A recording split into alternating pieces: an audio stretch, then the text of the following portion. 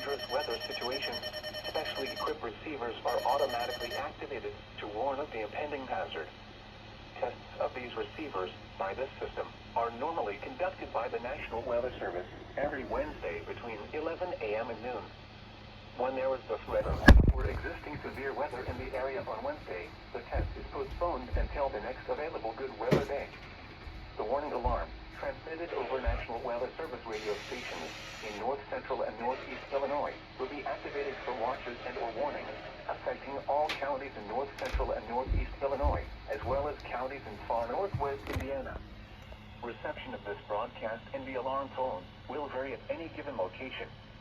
This variability, normally more noticeable at a distance from a given transmitter, will occur even though you are using a good quality receiver in perfect working order. This concludes the tone alarm test.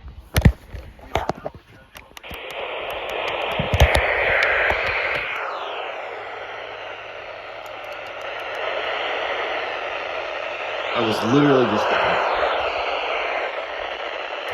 there.